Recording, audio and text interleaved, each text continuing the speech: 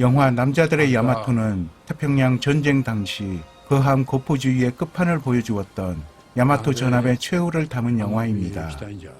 야마토에서 생존한 수병들과 유족들을 취재하여 쓴 hen미준의 결정판 남자들의 야마토를 원작으로 종전 60주년을 기념하여 제작된 작품입니다. 아무래도 일본에서 만든 영화이다 보니 일본 구구의 논리가 영화 속에 녹아들어가 제국주의에 대한 반성보다는 전쟁의 잔혹성을 부각시키는 방향으로 만들어지긴 했으나 일방적으로 일본군의 호의적인 시선을 보내지는 않고 보증 역시도 상당히 뛰어난 작품으로 평가받고 있습니다.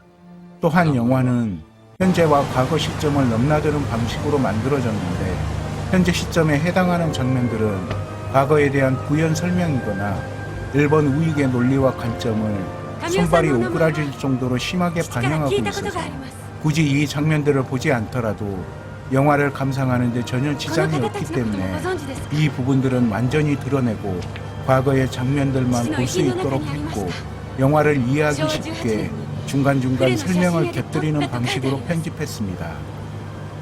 우치다 마키코라는 여성이 전쟁 당시에는 야마토의 수병으로 근무했으나 지금은 평범한 어부로 살아가는 나이든 카미오 카츠미를 찾아와 야마토가 침몰한 곳으로 데려가 달라는 간청을 하게 되고 나이든 카미오가 그곳으로 가는 도중에 자신의 과거를 회상하면서 이 영화는 시작됩니다.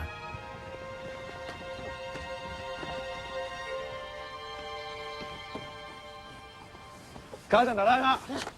おかえり。たえちゃんもおかえり。ただいま。母ちゃん、あんちゃんおらんのに毎日船掃除してもしょうがないで。おさむが軍隊からいんできたらその日からでも使えるようにしとかんと罰が当たる。それよりおばちゃん、かっちゃんが海軍に志願したってほんま？あんちゃんも戦に行ったんじゃけ。わしも負けちょられん。じゃけど15歳の子供が戦争行かんでもなあおばちゃん。心配ないけ。アメリカは個人主義の国じゃけ。じきに降参勝利って新聞に出ちょった。ほんまにそうならええけどね。ああちゃん心配ないけ。たえちゃん後でおいでや。はい。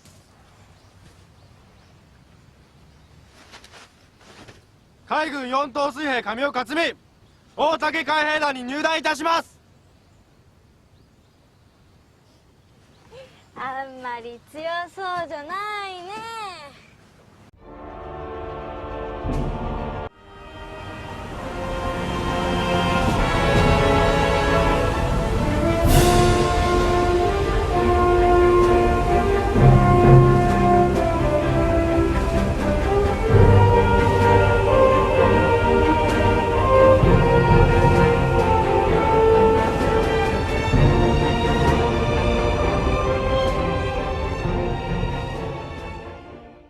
야마토 전함이 유명한 이유는 그 규모에서 비롯되는데 전함의 재원을 잠깐만 살펴보면 만재 배수량이 72,800톤, 길이 263m, 폭 38.9m, 높이 51m로 대략 18층 건물 높이와 맞먹는 실로 어마무시한 크기의 전함이었습니다.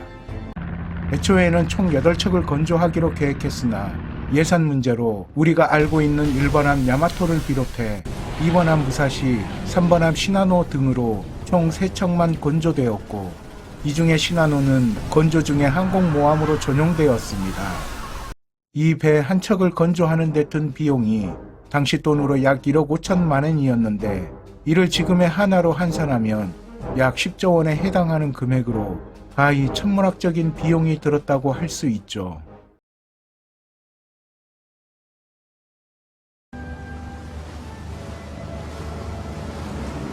おいヤマトや。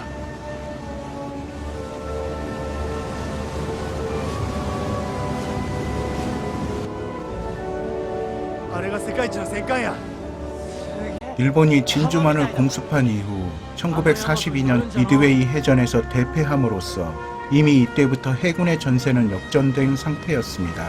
1944년에 들어서는 전황이 더 악화되어 있었고 지휘관의 무능, 구시대적 교리와 전투 방식 등으로 너무 많은 군인들이 갈려나가자 결국 16에서 17세의 고등학생들까지도 징병되었는데 기초 군사 훈련마저 부족한 상태로 순차적으로 실전에 배치되었습니다. 軍艦機形容中は士官に対しのみ敬礼すればよろしい。下士官と兵の敬礼は省略する。 영화에서는 장교에게만 격려를 한다고 했지만 사실은 사병간에도 후임은 선임에게 꼬박꼬박 격려를 했고 부사관에게 격려하는 건 당연하게 받아들여졌습니다. 무튼 카미어 역시 17세의 나이로 해군에 입대하여 야마토함에 배치되었습니다. 敬礼。直れ。海軍一等水兵伊達敏夫以下64名。昭和19年4月13日付をもって大和の乗組を命ぜられ、ただいま着任いたしました。敬礼。配属及び配置を通達する。第12分隊通信課第4番伊達一等水兵。はい。佐竹一水。はい。早く先導。はい。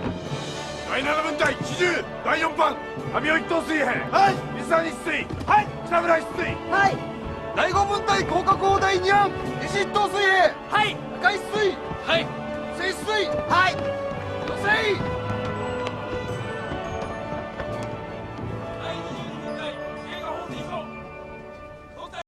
各員班長について配置に行け。かかれ。はい。柏隊4番石川隊行け。はい。行け。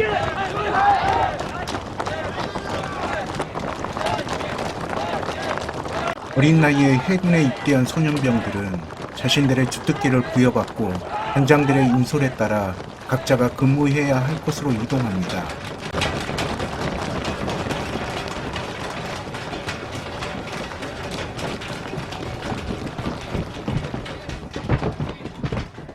여기가 お前たちの機銃座だ。間違えるな。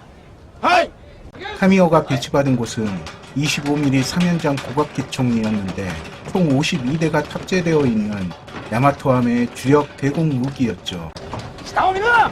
早く来い。はい。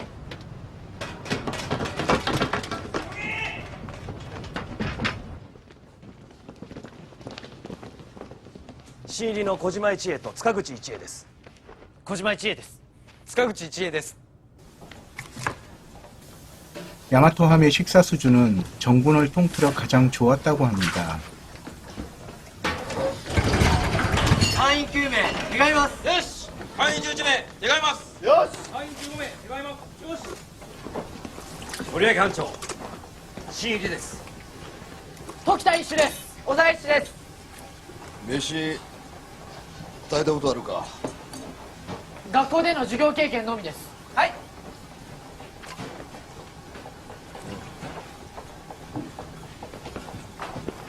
今日一日全員の動きを見てろ。はいはい。ここで乗組員2500人の飯を賄ってる。しっかりせえや。はい。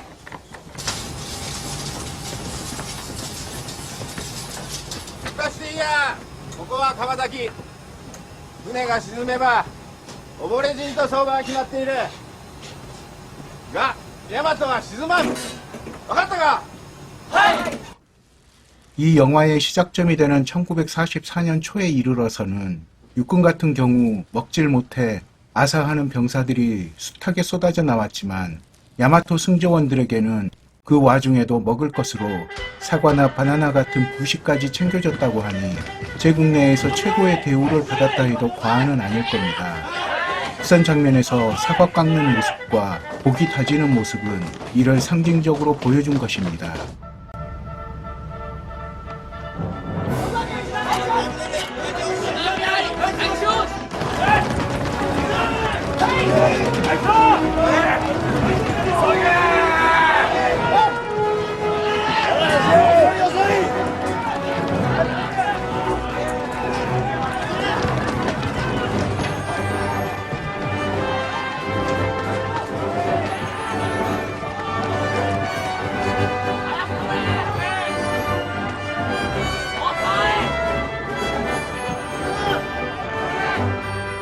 이 장면은 127mm 49경 2연장 대공포를 보여주는 것인데 대구경 대공포로 야마토 하면은 총 12기가 탑재되어 있었습니다.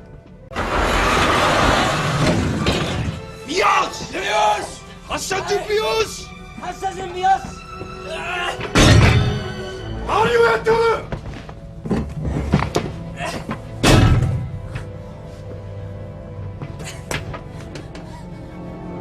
対空戦闘よし旋回止め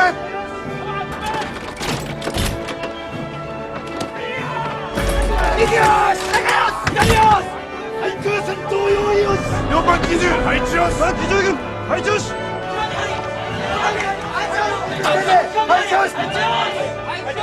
合格を機銃配置よし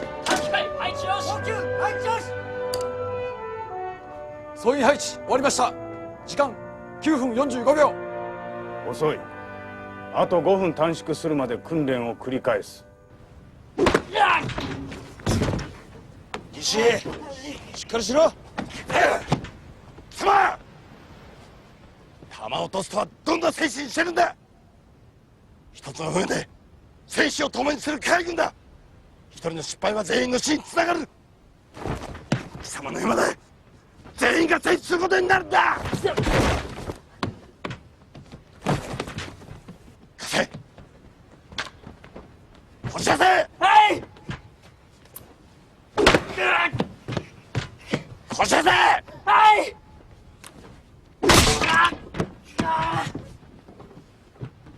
そこで発生しろ 하급자는 상관의 명령에 승복하고 그것은 짐이 직접 명하는 것으로 알라. 일왕이 했다는 이 말은 상급자의 부당한 명령조차 합리화시키는 근거가 되어 일본군은 육해공을 가리지 않고 부대 내에서 구타나 가혹행위가 매우 심했고 거의 매일 이루어졌는데 복장, 내무생활, 훈련, 지시이행, 암기 등등 그 안에서 모든 핑계가 폭력을 정당화했고 그 이유도 다양했으며 규정에도 없는 여러 규칙들을 만들어 그걸 구실로 일상다반사로 폈습니다. 특히 해군은 방금 보셨던 것처럼 정신봉이란 구타 전용 몽둥이까지 두고 하급병들을 후려 갈겼습니다. 総員配置終わりました。時間5分54秒。よし。大不祥事が起きたわしらの受け持ち区画で幻想を締め忘れた者がいるこの戦時下に有しきことだその上他官から注意を受けて大和の名前に傷がついた締め忘れた者が必ずこの中にいるはずだ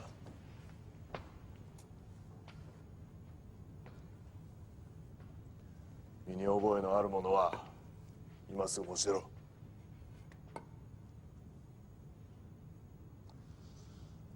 早くできか今すぐ申し出れば処分を考えてもよい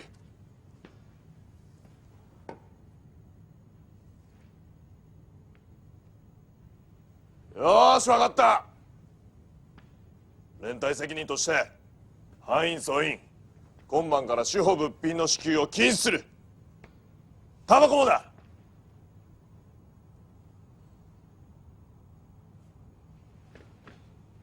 自分であります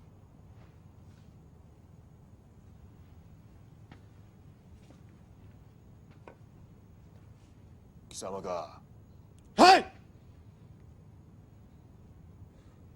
よーし他の兵は解散はい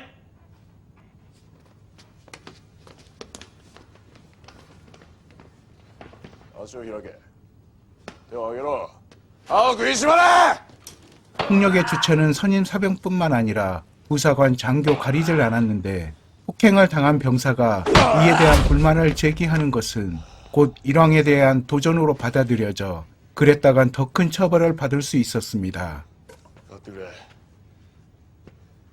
私はできません。命令が聞けんのかやれやらんか 앞서 언급한 일왕이 했다는 말이 그 근거가 되어 한마디로 하소연할 권리조차 없었다는 것이죠. 해방 후 창설된 한국군도 이 악습을 그대로 물려받아 20세기 후반까지도 구타나 가혹행위가 만연하여 여러 사건들을 일으키기도 했죠. 立て。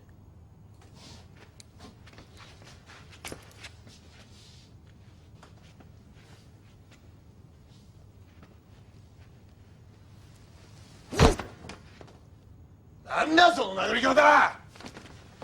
貴様みたいな価値観がいるから水兵がたるむんだ。どけ。内だ。足を開け。手を上げろ。歯を食いしばれ。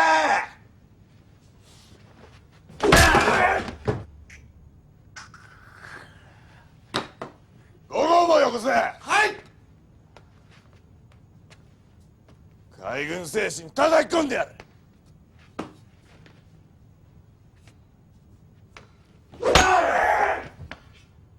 まだまだ。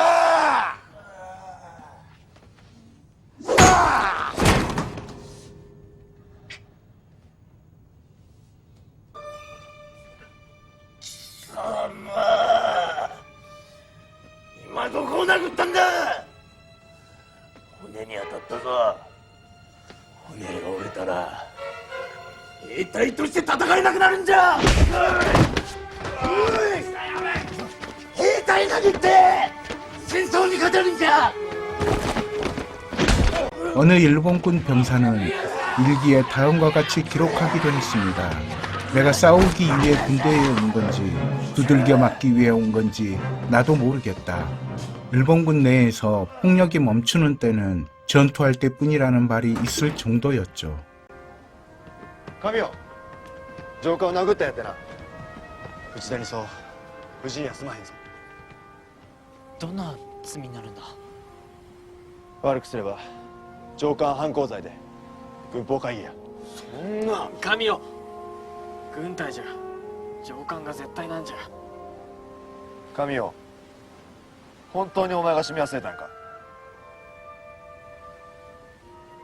お前の行為は間違っとる。英雄気取りはやめとけ。んじゃじゃあ。神よ、すまん。俺のせいだ。俺を殴ってくれ。俺はただ全員が英雄気取りなんかじゃないんじゃ。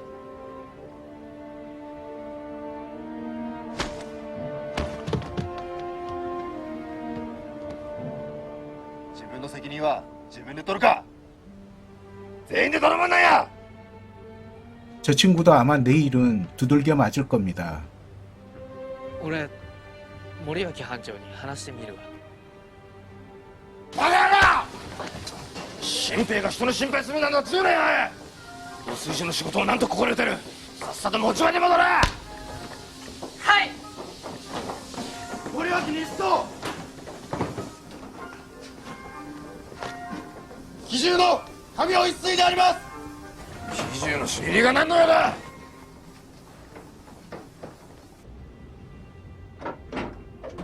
참고로 모리야키 상사와 우치다 중사는 같은 입대 동기이지만 우치다 중사가 진급이 늦어 계급은 낮습니다.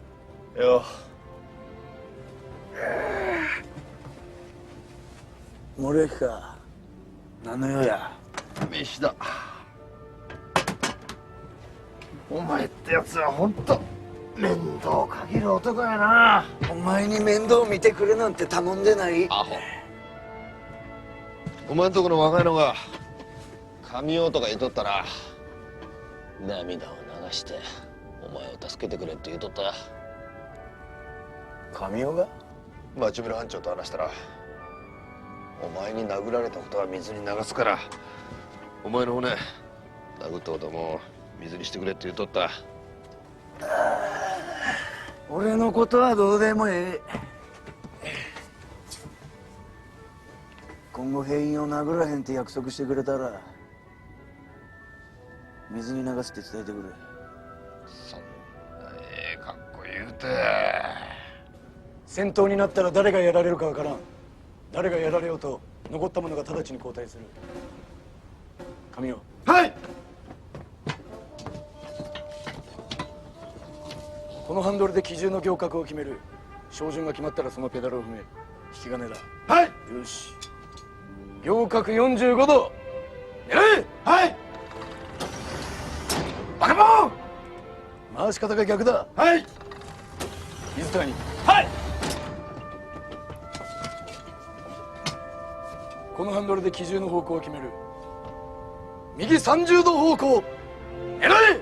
はい。よーし。行角60度。右45度方向。狙え。はい。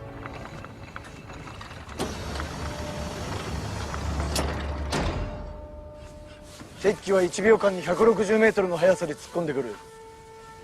反撃が1秒遅れたり一発でも弾詰まりがあったらお前たちは戦死だ。死んだら戦えん。生き抜くために戦うんだ。そのために訓練する。それを忘れるな。이 고각기총은 성능이나 운영 방식 등에 있어서 현실은 시궁창 수준의 형편없는 무기였기 때문에 우치다 중사의 그럴듯한 설명은 아무런 의미도 없습니다. 그 이유에 대해서는 다음 편에서 다시 이야기해보도록 하겠습니다.